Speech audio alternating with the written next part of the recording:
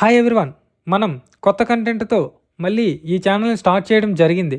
కాబట్టి ఎప్పటిలాగే మీరు ఛానల్లో కంటెంట్ చూసి మీ అభిమానాన్ని లైక్స్, కామెంట్స్, సబ్స్క్రైబ్ రూపంలో చూపిస్తారని ఆశిస్తున్నా. ఇప్పుడు మన ఛానల్లో వచ్చే కంటెంట్ పురాణాలకు సంబంధించి ప్రశ్నలు మరియు సమాధానాలను వీడియోల రూపంలో మీకు క్లుప్తంగా వివరించడం జరుగుతుంది. ఇంకెందుకు ఆలస్యం, let us start our episode.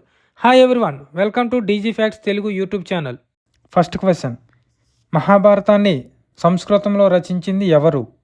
Option A Nannaya, option B Tikkana, option C Errana, option D కృష్ణద్వైపాయనుడు. Your time starts now.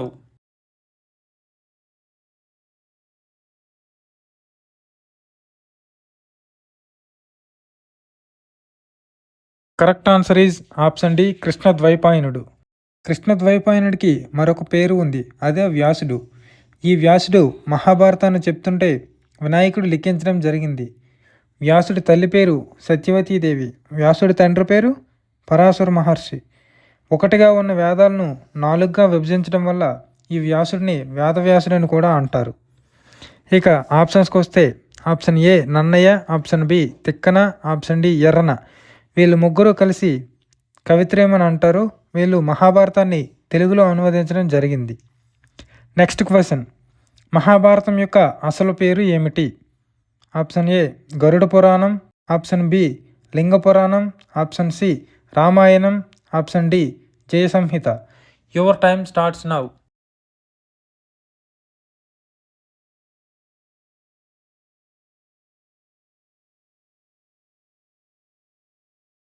Correct answer is option D Jaya Samhita. Options చూస్తే గరుడ పురాణం అనేది వ్యాసుడు రచించిన 18 పురాణాల్లో ఒకటి. ఇది మహావిష్ణువు గరుడికి చెప్పడం వల్ల ఈ పేరు వచ్చింది. ఇందులో 2 భాగాలు ఉంటాయి. ఆప్షన్ బి లింగ పురాణం, ఇది కూడా వ్యాసుడు రచించిన 18 పురాణాల్లో ఒకటి. శివలింగం యొక్క ప్రాముఖ్యత గురించి ఇది చెప్తుంది. ఆప్షన్ సి రామాయణం గురించి చూస్తే దీనిని వాల్మీకి మహర్షి రచించాడు. సీతారాముల జీవిత చరిత్ర గురించి ఇది తెలియజేస్తుంది. ఇంకా ఫైనల్గా ఆన్సర్ వచ్చేసి జయ సంహిత. నెక్స్ట్ క్వశ్చన్, మహాభారతంలో మొత్తం ఎన్ని పర్వాలు ఉన్నాయి? Option A 11, option B 18, option C 7, option D 17. Your time starts now.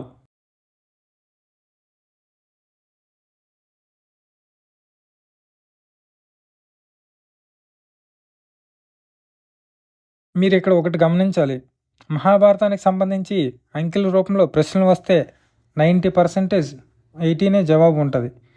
మహాభారతంలో పర్వాలు 18. కురుక్షేత్ర యుద్ధం 18 రోజులు జరిగింది.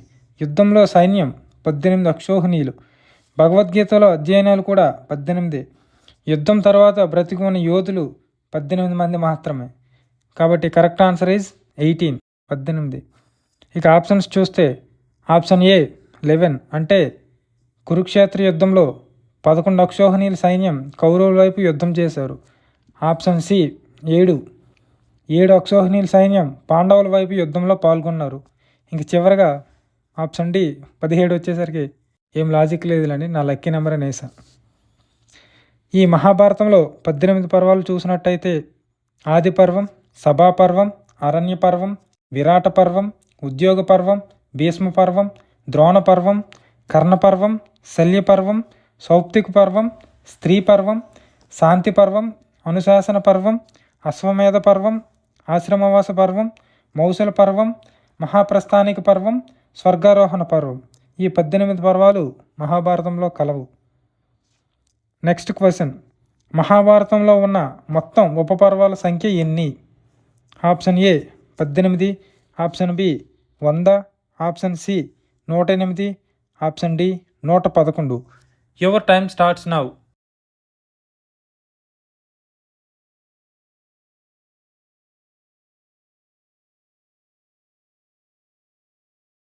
Correct answer is option B 100. ఇక ఆప్షన్స్ చూస్తే ఆప్షన్ ఏ 18 అంటే మీకు చెప్పాల్సిన అవసరం లేదు. ఆప్షన్ సి 108 అంటే శివునికి విష్ణువుకి ఉన్న పేర్లు 108. ఆప్షన్ డి 111 చూస్తే ధృతరాష్ట్రుల భార్యల సంఖ్య 111 మంది. నెక్స్ట్ క్వశ్చన్, మహాభారతంలో ఎన్ని శ్లోకాలు కలవు? Option A 1,00,000, option B 2,00,000, option C 3,00,000, option D 4,00,000. Your time starts now.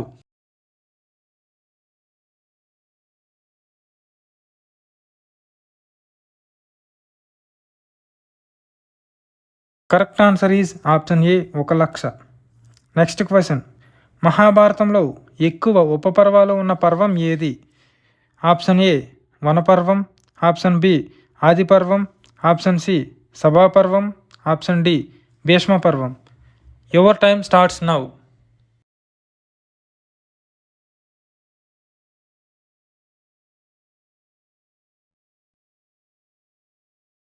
Correct answer is option A వనపర్వం. ఈ వనపర్వాన్ని అరణ్యపర్వం అని కూడా అంటారు. ఇందులో మొత్తం 21 ఉపపర్వాలు ఉన్నాయి. ఉపపర్వాల పరంగా చూస్తే అరణ్యపర్వంలో ఎక్కువ ఉపపర్వాలు కలవు. ఆదిపర్వంలో వస్తే 19 ఉపపర్వాలు ఉన్నాయి. సభాపర్వంలో చూస్తే 10 ఉపపర్వాలు ఉన్నాయి. భీష్మపర్వంలో చూస్తే 4 ఉపపర్వాలు ఉన్నాయి. Next question. మహాభారతాన్ని తెలుగులో అనువాదించింది ఎవరు?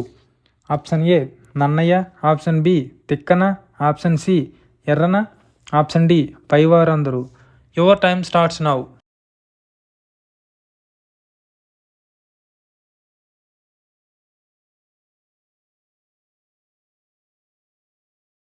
కరెక్ట్ ఆన్సర్ ఈజ్ పైవారందరూ. నన్నయ్య, తిక్కన, ఎర్రన వీళ్ళ ముగ్గురిని కవిత్రయం అంటారు. నన్నయ్య ఆదిపర్వం, సభాపర్వం, అరణ్యపర్వంలో సగభాగం కలిపి 2.5 పర్వాలను రచించాడు. ఈయన రాజరాజ నరేంద్రుడు ఆస్థానంలో పనిచేసేవాడు. ఈయనకు ఆదికవి అని బిరుదు కూడా కలదు.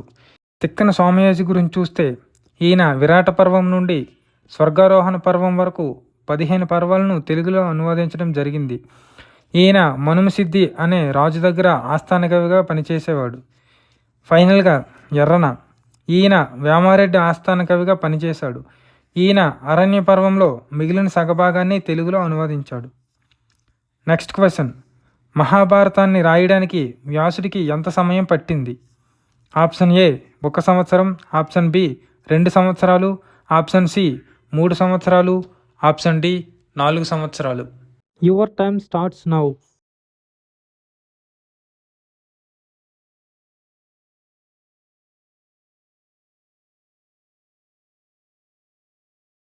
Correct answer is option C 3 సంవత్సరాలు. Next question. భీష్ముడు అసలు పేరు ఏమిటి? ఆప్షన్ ఏ వసుసేనుడు, ఆప్షన్ బి యుధిష్ఠిరుడు, ఆప్షన్ సి దేవవ్రతుడు, ఆప్షన్ డి యుయుత్సుడు. Your time starts now.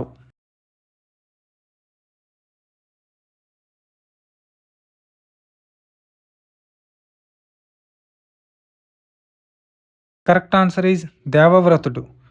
Options చూస్తే వసు అంటే సంపద, వసుసేనుడు అంటే సహజ కవచకుండాలతో జన్మించడం వల్ల కర్ణుణ్ణి వసుసేనుడు అని పిలుస్తారు. ఆప్షన్ బి యుధిష్ఠిరుడిని చూస్తే ధర్మరాజుకి గల ఇంకొక పేరే యుధిష్ఠిరుడు.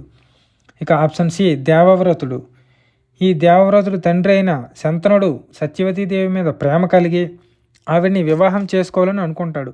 కానీ సత్యవతీదేవి తండ్రి అయిన దాశరాజు ఈ వివాహానికి నిరాకరిస్తాడు. ఎందుకంటే శంతనుడు పెద్ద కుమారుడైన దేవవ్రతుడు ఉన్నాడు. ఆయనకి యువరాజు పట్టాభిషేకం జరుగుతుందని ఈ దాశరాజుకు తెలుసు.